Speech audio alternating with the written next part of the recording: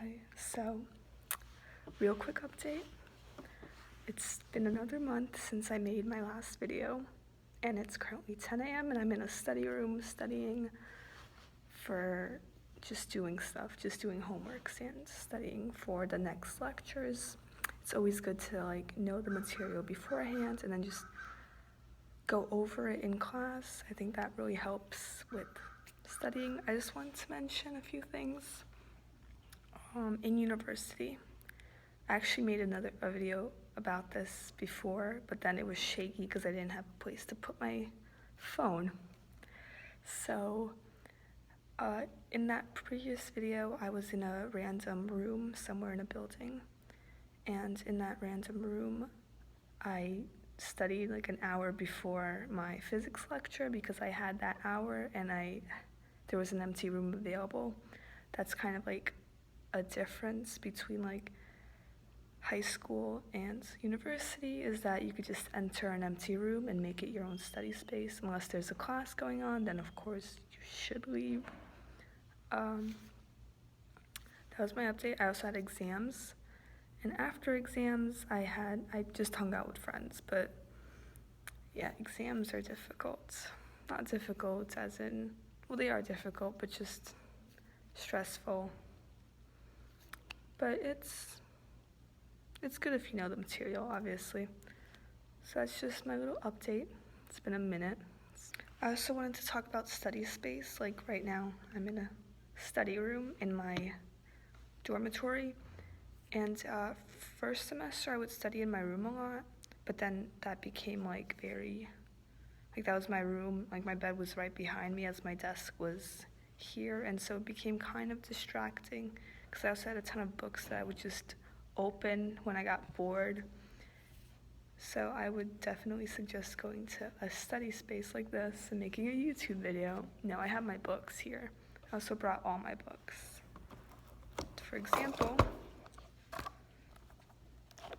my computer science book and my English book, and I have a paper to write. Also, that's another thing. I currently have a paper to write. And I emailed my professor because they don't give you topics or theses to write about. They just kind of give you, we're reading this book, write a research paper about it. And you're like, what's the topic?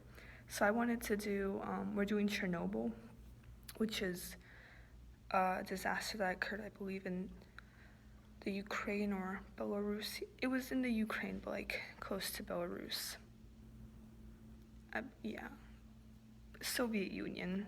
They had no boundaries. It occurred in the Soviet Union. And so we have to write a paper about that. And I wanted to explore the mental effects that happens after Chernobyl. We're reading this book. It's called Voices of Chernobyl, and a lot of the characters, they're not characters, they're real people. It's a real documentation of what these people have said. And I wanted to explore how these people their memories are being altered. Not altered, but they remember less. A lot of the people I've noticed have stated that I don't remember. And I read a lot of articles on research papers about Chernobyl. Some say that there were no neurodegenerative effects, and some people say that there were a lot. There's just so many conflicting studies. So I thought that was really interesting. Just the mind, because there were physical replications like thyroid cancers and just cancers all over, really. But I just wanted to explore the mind. I thought that would be really interesting. So I emailed my professor because it is an English class and I wanted to make it about science. He has yet to respond, but the paper's not due in another week, so it's good.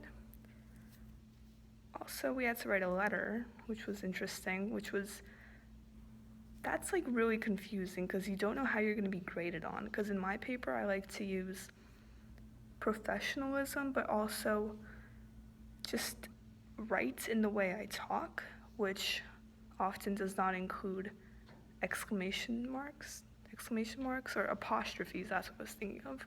And sometimes it does. I let my New York accent out in this paper. and that was interesting. I really like English in college. I think it's cool because you really get to learn about yourself. And then before that, I had to write a paper on, I'd rather not say, but it was just a paper on a man's reaction to his environment. I thought that was interesting and very subjective. I don't know, I kind of argued with the writer of the paper. I like to argue in my paper, an essay, and I like to be skeptical about everything, which is not always an English professor's dream, but it's who I am. So yeah, that's just month two update.